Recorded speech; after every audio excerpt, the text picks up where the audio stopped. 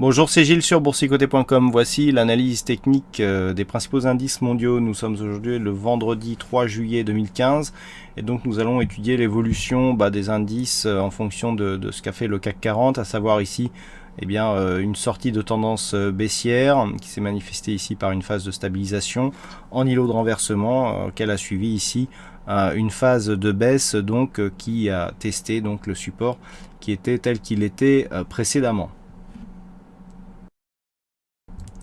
Sur le DAX, la configuration est assez similaire, hormis le gap que nous n'avons pas, puisqu'ici on est parti ici d'en haut et puis on a vraiment descendu. Malgré tout, la configuration est la même. On voit qu'on est revenu ici sur une zone de support qui était déjà identifiée. À part ça, on a ici donc une zone à 10 970 points qui a fait office de support. On a une autre zone ici à 10 800 points qui pourrait, en cas de rupture, nous donner un signal au franchissement de continuité baissière, puisque lorsque l'on regarde, c'est vraiment la zone de point bas ici de cette phase de consolidation. Donc attention ici à surveiller cette zone exactement à 10 812 points.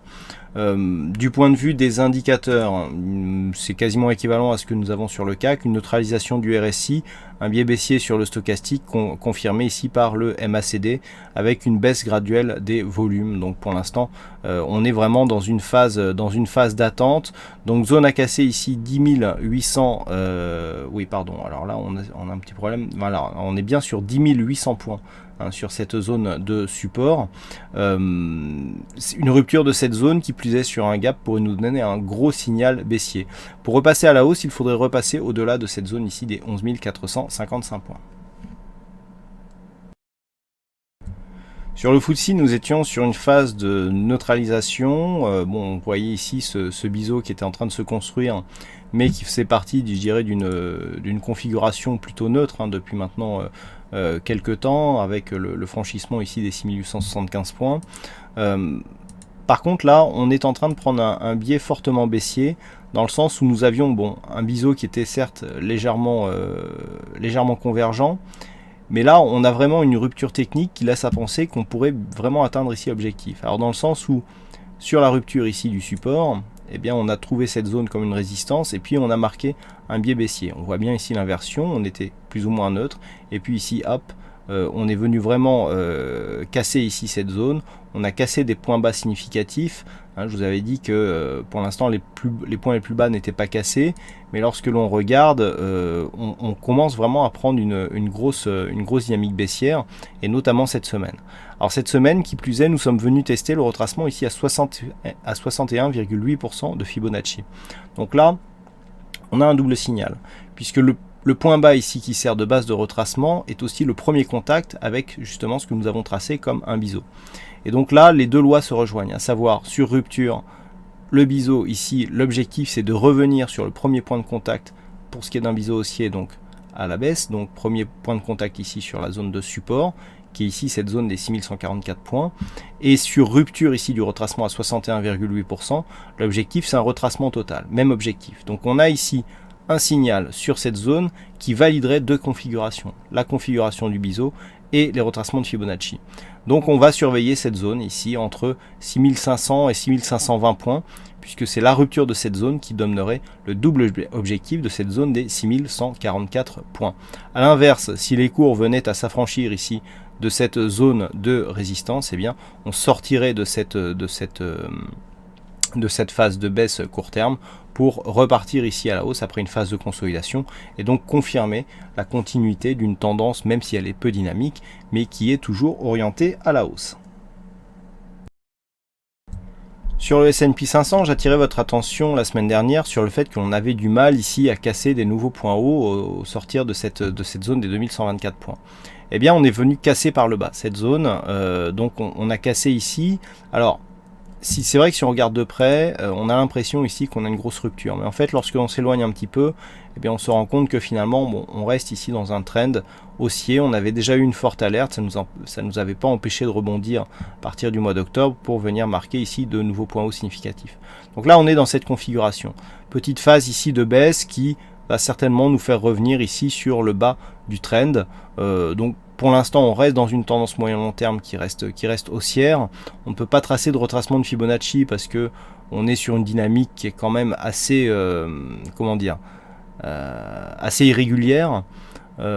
Bon, on va se fixer ici sur les zones de retracement, sur les zones de support et résistance horizontale.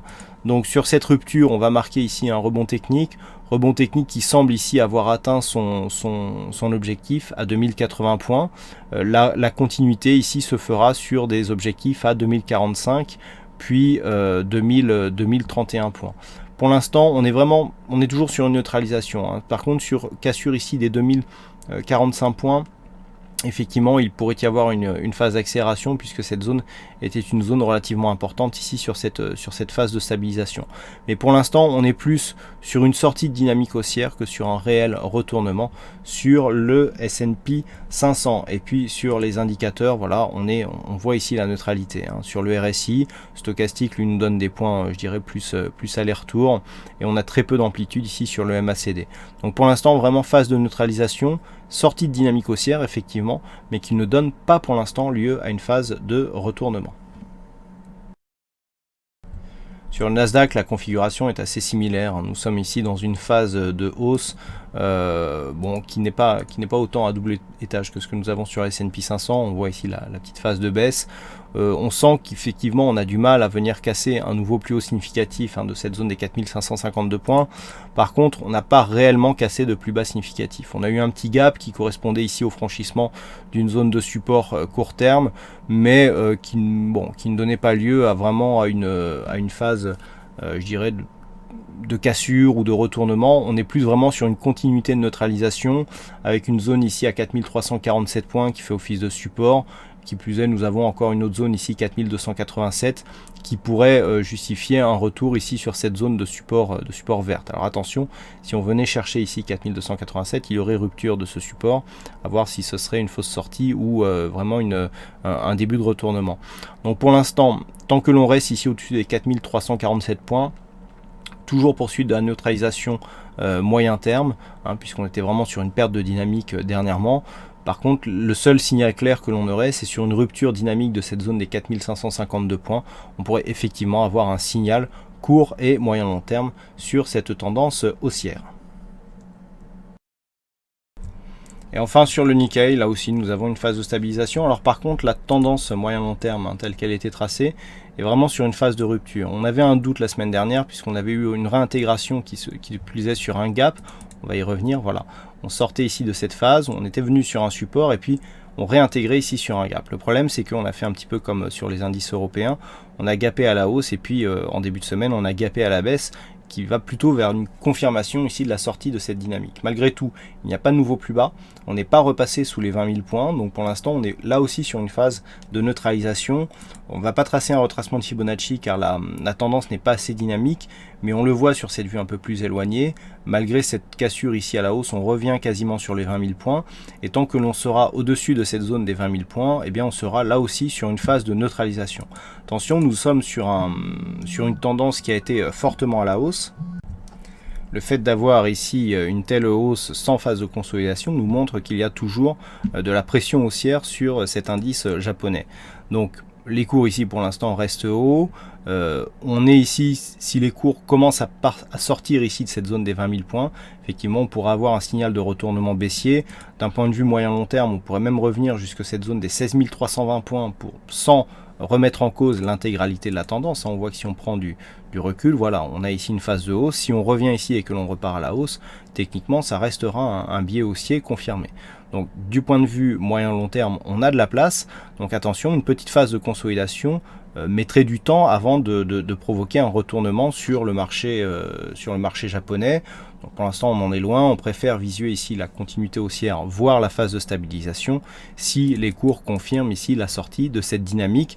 Donc tant qu'on reste ici au-dessus des 20 000 points, on reste neutre sur le Nikkei. Par contre, une éventuelle rupture effectivement des 20 000 points, eh bien, nous indiquerait une phase de consolidation. Alors si on enlève le Fibo, donc je vous ai dit qu'on le mettrait pas, mais on a tout de même une dynamique, voilà. On le voit hein, d'ailleurs que le 23,6 correspond ici quasiment à cette zone des 20 000 points. Donc sur rupture de cette zone des 20 000 points, début de consolidation, objectif le support juste en dessous qui correspond quasiment au retracement des 38,2. Après sous le 38,2 effectivement on commencera à dégrader dans cette zone 50-61,8 avec notamment sur une rupture du 61,8 un risque de retracement total qui nous ramènerait sur le 100%. D'un point de vue moyen long terme ça sera encore haussier, mais d'un point de vue court terme on aurait quand même un net infléchissement de la dynamique. Voici donc ce que l'on peut dire sur cette analyse technique des principaux indices mondiaux. Je vous souhaite à toutes et à tous un bon week-end, bonne chance dans le prochain trade et on se retrouve donc dès la semaine prochaine pour d'autres analyses techniques sur le site boursicoté.com. Bon week-end à tous.